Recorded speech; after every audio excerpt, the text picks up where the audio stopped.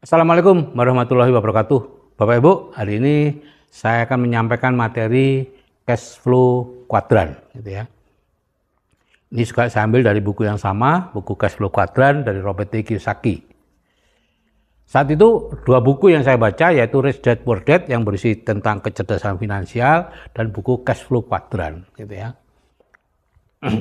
Nah, ini disclaimer ya, milik saya jangan dipakai untuk hal-hal yang tidak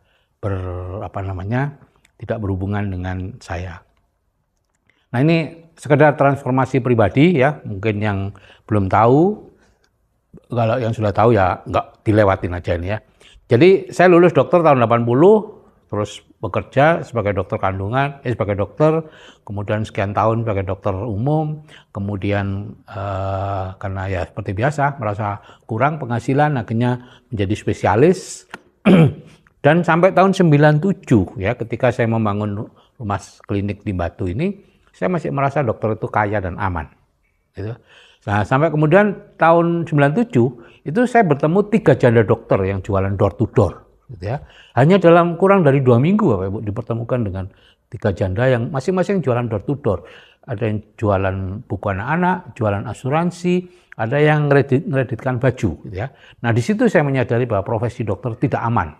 Dan semakin lama saya semakin menyadari bahwa betul-betul tidak aman, ya. Semakin saya perhatikan bahwa mereka teman-teman yang meninggal duluan, keluarganya akan langsung merosot ke ekonominya.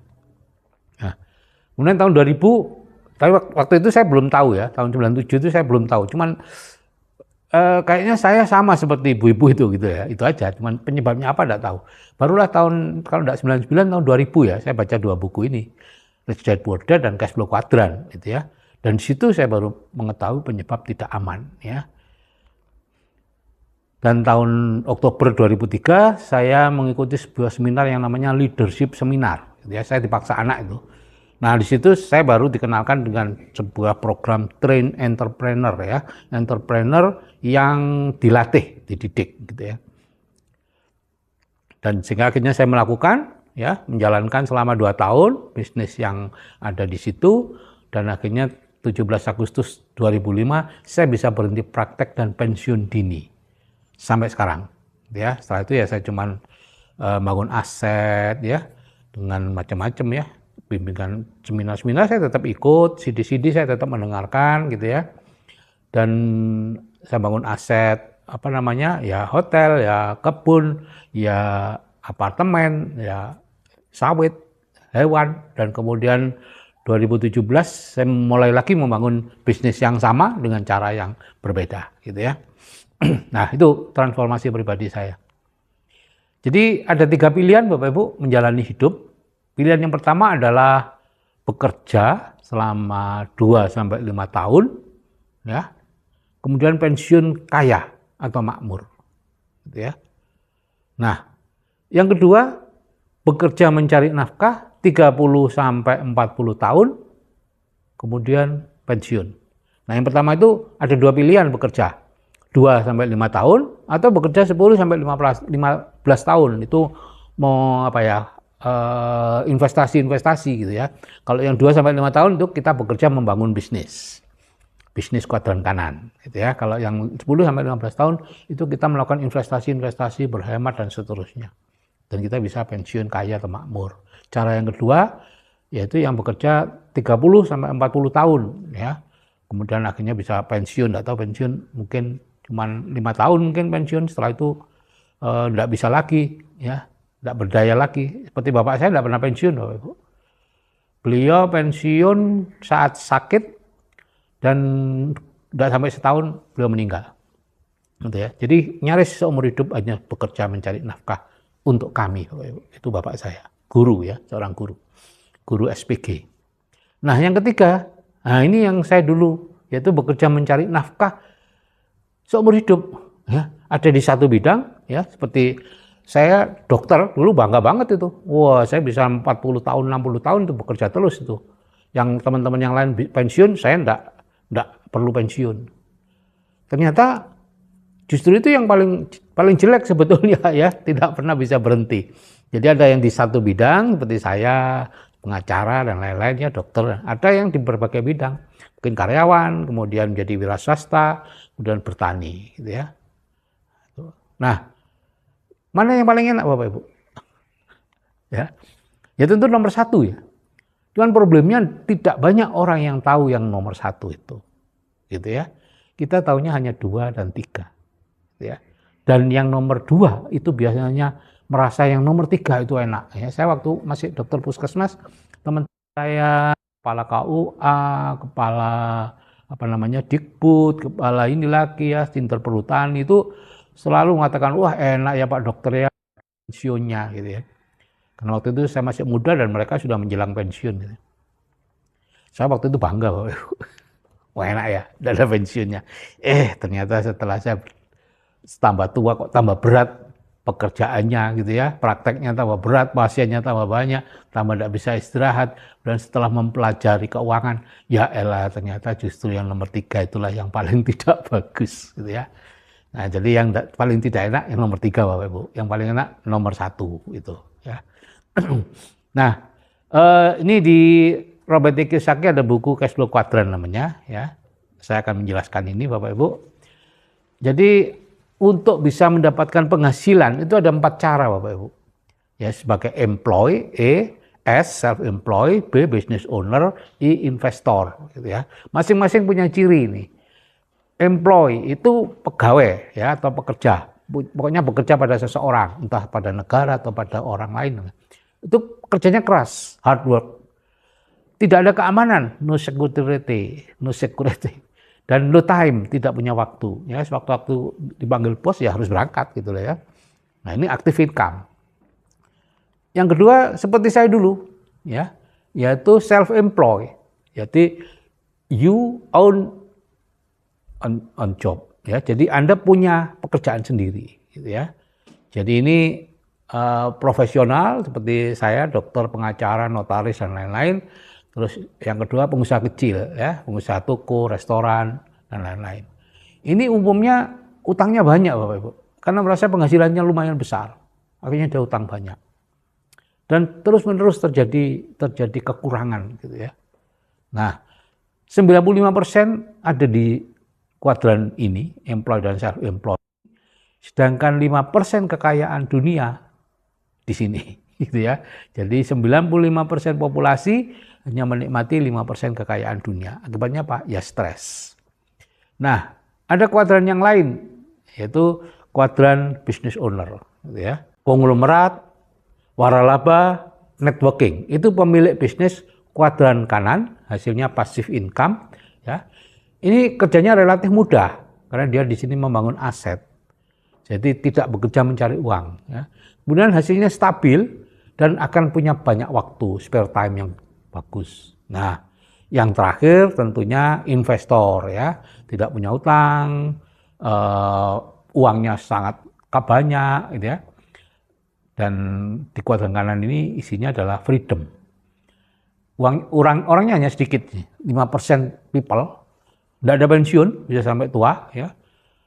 Dan 95% kekayaan ada di sini. Di bisnis yang saya geluti udah 5 ada yang 3 3 level itu kakeknya dulu. Jadi seorang cucu mendapatkan hasil dari bisnis yang dibangun kakeknya. Nah, itu ya. Jadi sudah 3 generasi ya itu. Bapak Ibu, Robert T. Kiyosaki mengatakan, ini bukan saya mengatakannya, Robert T. Kiyosaki, Anda yang masih berada di employed dan self-employed diharapkan pindah ke kuadran kanan ya, ke business owner dan investor. Nah, yang menjadi masalah adalah karakternya beda, bahasanya beda gitu ya. Kan bahasa itu berasal dari pola pikir kan. Pola pikir akan menjadi narasi menjadi perbuatan atau tindakan menjadi kebiasaan menjadi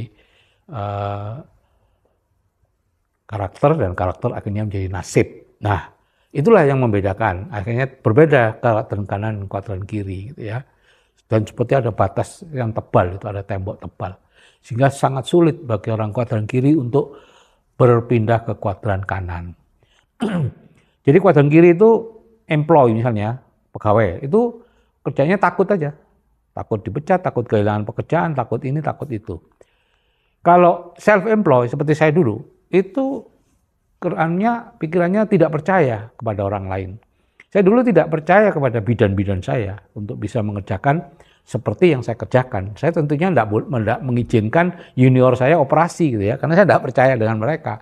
Saya tidak mengizinkan bidan saya untuk memimpin persalinan yang sulit gitu ya, karena saya tidak percaya. Saya harus menjadi yang terbaik di tim itu. Nah, kalau di business owner dan investor percaya, kita harus percaya dengan orang yang kita ajak, kita harus percaya dengan orang yang kita rekrut, ya, kemudian berani, kita sabar, tidak ada rasa takut, terus saja jalan dan percaya pada orang lain, gitu ya. Kalau di kuadran kiri mengutamakan kualitas, ya, jadi kita selalu ingin tambah baik. Di kuadran kanan mengutamakan kuantitas, yang penting banyak, gitu ya. Nanti kualitas akan menyusul, yang penting perbanyak dulu. Dan di kuadran kiri pensiun itu akhir kehidupan, di kuadran kanan pensiun itu awal kehidupan. Saya 20 tahun yang lalu pensiun, awal kehidupan saya. Nah ini, di kuadran kiri itu kita nyaris tidak pernah bicara uang, tidak pernah bicara kaya. Kita hanya bicara tentang pekerjaan kita dan proses dari pekerjaan kita. Yang guru ya teknik mengajar, yang dokter teknik pengobatan, yang hakim ya teknik-teknik di pengadilan dan sebagainya dan sebagainya. Sedangkan yang kuadran kanan selalu bicara tentang uang, tentang hasil, ya cash flow-nya gimana, penghasilannya gimana, omsetnya seperti apa, cita-citanya apa, harapan-harapannya apa, visinya apa. Itu beda kuadran kiri dan kuadran kanan. Yang akibatnya yang kuadran kiri terus-menerus bekerja dan uangnya ke kuadran kanan. Itu yang terjadi. Kuadran kiri terus numpuk dari dia numpuk uang, numpuk mobil dan lain-lain. Nah itu mobil dan lain-lain belinya ke siapa? Ke orang-orang kuadran kanan. Jadi uangnya balik ke orang-orang kuadran kanan gitu ya, untuk beli motor, beli mobil dan lain-lain. Nah ini ya, kuadran kiri itu aktif income Bapak Ibu, ya 95% orang berebut 5% uang, kalau di kuadran kanan 5% orang berebut 95% uang. Di kuadran kiri pekerjaannya berat, hasil sedikit, kuadran kanan pekerjaannya ringan, hasilnya besar. Kuadran kiri itu harus gantian, sehingga ada pensiun, ada PHK dan lain-lain. Di kuadran kanan itu penghasilannya bisa diwariskan, ya kita bisa lebih tenang. Kuadran kiri itu semakin berat dan semakin mahal Bapak Ibu. Pendidikannya semakin panjang. Guru dulu SGB, sekolah guru B ya, itu SR, SD plus 3 tahun. Kemudian jadi SPG, SGA dulu kemudian SPG, itu SMP plus 3 tahun. Jadi pendidikannya ditambah 3 tahun. Kemudian menjadi sarjana, tambah lagi 3-4 tahun. Dokter juga begitu, dokter umum dulu sudah sangat bagus. Sekarang harus spesialis dan harus jadi konsultan gitu ya dan seterusnya. Bidan juga seperti itu. Dulu P2B cukup ya. SMP plus 2 tahun cukup. Sekarang harus akademi bidan bahkan S1 gitu ya. Nah, sekarang bagaimana anak cucu Anda? Ini bukan soal karena keterampilan atau ilmu mereka kurang, bukan. Karena yang dibagi-bagi makin sedikit, orang yang makin banyak. 65% ada di sini. Sehingga kesempatan untuk mendapatkan uang pendek. Caranya diperpanjang ya, dan ada pensiun nanti. Banyak orang di sini yang di itu tujuan uang besar dan cepat dan akhirnya gagal. Sebagian besar gagal karena salah cara pikir tentang uang. Inginnya dapat uang langsung banyak, harus banyak. Nah, kalau di kuadran kanan itu enggak Bapak Ibu. Sudah semakin murah ya. Dulu itu kuadran kanan itu monopoli dari bisnis besar dan investor. Sekarang setiap orang memiliki kesempatan yang sama loh. Ya, dengan bergabung, belajar di bisnis networking, kemudian bisa menjadi YouTube, itu semua kuadran Bapak Ibu, gitu ya. Konten kreator dan lain-lain itu semua kuadran kanan. Memang butuh waktu kadang-kadang lama untuk membangun asetnya itu. Dan banyak yang gagal gitu. Memang lebih banyak yang gagal di kuadran kanan. Jadi di kuadran kanan itu investasi utamanya adalah untuk menyimpan uang terutama tujuannya, ya, tidak untuk mendapatkan uang cepat dengan hasil besar. Di kuadran kiri kalau mau investasi harus investasi yang menghasilkan banyak uang, akhirnya ya. Jadi kita perlu dari kuadran kiri itu mulai belajar ke kuadran kanan, Bapak Ibu. Tidak mudah tapi bisa. Ya, buktinya saya yang baru belajar umur 50-an aja bisa kok. Apalagi Anda yang muda-muda. Dan Anda yang umur 60-an, enggak ada terlambatnya belajar. Anda yang umur 70-an, enggak ada juga terlambatnya untuk belajar. Yang penting belajar ke kuadran kanan. Ya. Nah, caranya belajar gimana? Ada yang namanya train entrepreneur. Ya, entrepreneur yang terlatih. Ini ada di dalam buku Business School. Gitu ya. Jadi ada 3 macam entrepreneur, Bapak Ibu. Yang pertama adalah born entrepreneur, ya, karena memang sudah lahir di situ, ya, sudah punya bakat di situ sejak kecil sudah seperti itu. Kemudian ada forced entrepreneur, entrepreneur terpaksa, ya, nggak dapat pekerjaan, harus dagang dan seterusnya karena usaha sendiri. Dan di Amerika sendiri keberhasilannya cuma 1%, Bapak Ibu, banyak yang gagal. Ya. Indonesia, jadi Amerika itu orang yang baru membuka usaha itu setelah 10 tahun yang berkembang, yang 9 itu stagnan, yang 90 gagal. Nah, itu ya, startup ya, startup seperti itu.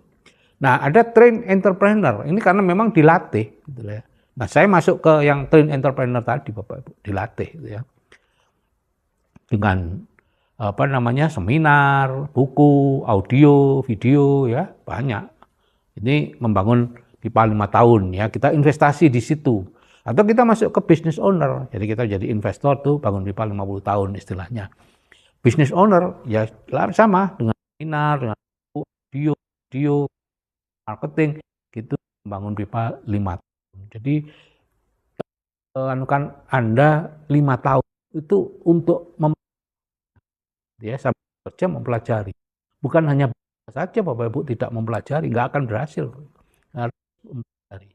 Banyak pelajarannya banyak di situ. Nah, kita lihat dari generasi ke generasi, kuadran kiri dan kuadran kanan. Ini yang membuat saya semangat gitu. Jadi kalau kuadran kiri itu semuanya dari bawah ini. Jadi guru seperti ayah saya gitu ya. Saya menjadi dokter. Gitu. Saya tidak tahu anak seperti apa.